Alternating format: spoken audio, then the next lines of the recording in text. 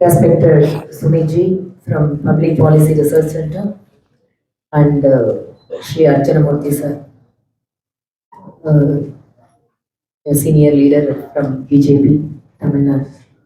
Dear media friends, see here the Public Policy Research Center.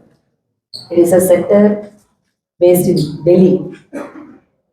They came out with this report of abandonment of aspirations by the DMK, a tale of corruption and neglect, which talks about the corruption and neglect of the present DMK government in detail.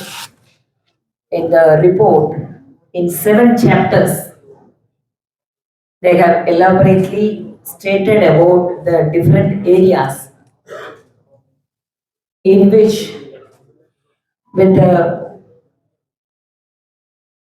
research report, it is being given in all the chapters, starting from its historical background, cultural heritage, and Tamil Nadu's economic struggle and NDA's infrastructure support, agriculture's downfall in Tamil Nadu and the DMK, ailing healthcare system, and plummeting quality of education, meteoric rise in corruption, anti-Sanatan politics, and worsening law and order situation in Tamil Nadu.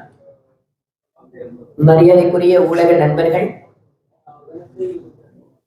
Public policy research centre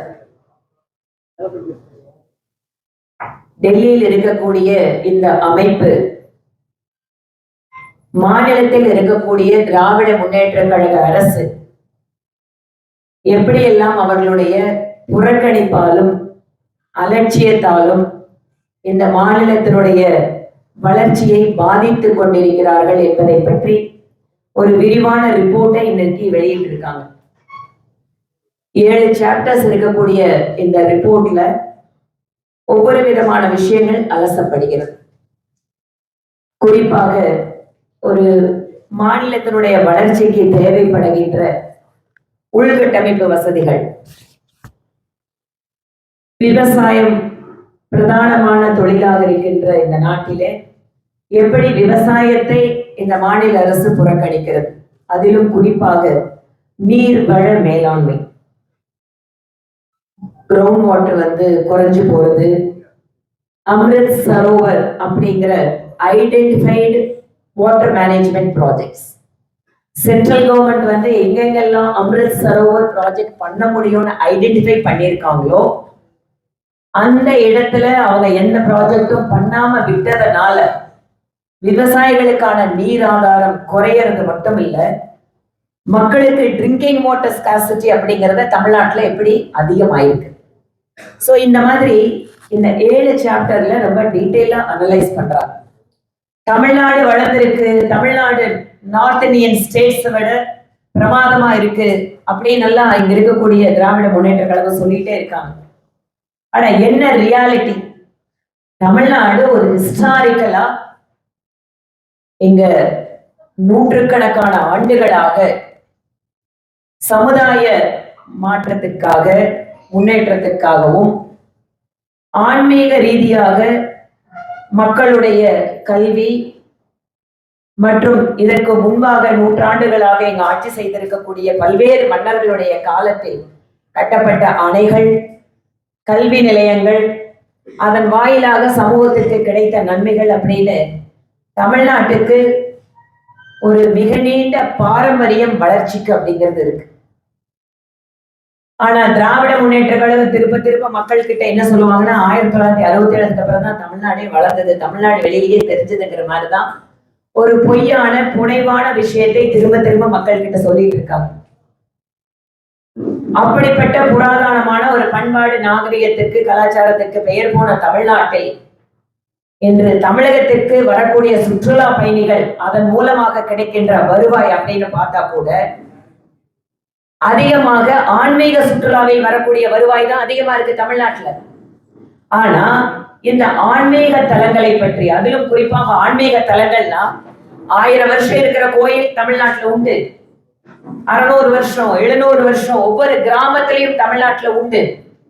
இப்படிப்பட்ட நம்முடைய பாரம்பரியத்திற்கு மதிப்பு கொடுக்காமல் கோயில்களை இடிக்கிறது, கோயில்களுக்கு எதிராக பேசுறது, சனாதன தர்மத்தை நான் அழிச்சு காட்டுவேன்னு சொல்றது, இதன் வாயிலாக ஒரு மிக நீண்ட தமிழகத்தினுடைய இந்து பாரம்பரியத்திற்கு எதிராக திராவிட முன்னேற்ற கழக அரசு செயல்பட்டுக் கொண்டிருக்கிறது.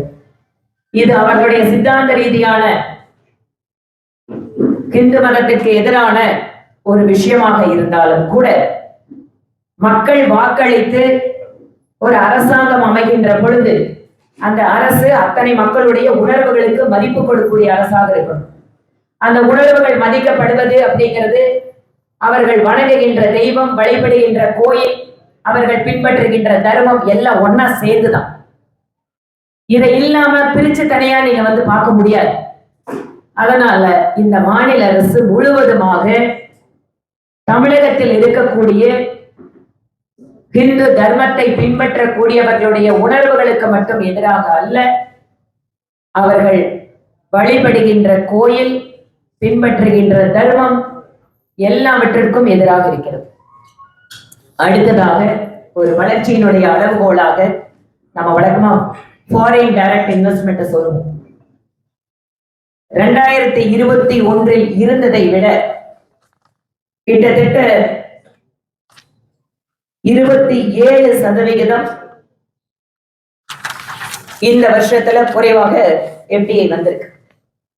ஒரு இன்வெஸ்ட்மெண்ட் வரணும் அப்படின்னு சொன்னா அந்த மாநிலத்தினுடைய சட்டம் ஒழுங்கு, அங்கு கிடைக்கின்ற மற்ற வசதிகள், ஒரு தொழில் துவங்குவதற்கு அந்த மாநிலத்தில் இருக்கக்கூடிய மனித வளம், அரசாங்கத்தினுடைய பாலிசிஸ், ஒரு பிசினஸ் ஃப்ரெண்ட்லி பாலிசிஸ். டிஎம்கே கவர்மெண்ட்ல தொழில் தொடங்குவதற்காக தேவைப்படக்கூடிய ஸ்கில்டு மேன் பவர் இருக்கு. இங்க தேவைப்படக்கூடிய மூலப்பொருட்களை கொண்டு வருவதற்கான கனெக்டிவிட்டி இருக்கு. ஆனால் தொழில் தொடங்கணும் அப்படின்னு சொன்னா business friendly to the government இல்ல, business friendly to the first family அப்படிங்கறத டிஎம்கே கொண்டு வந்திருக்கு. இதன் காரணமாக இங்க ஒரு முதலீடு செய்து தொழிலை துவங்கக்கூடிய நிறுவனங்கள் குறைந்திருக்கிறார்கள் அப்படின்னு இந்த ஆய்வறிக்கை சொல்லுது.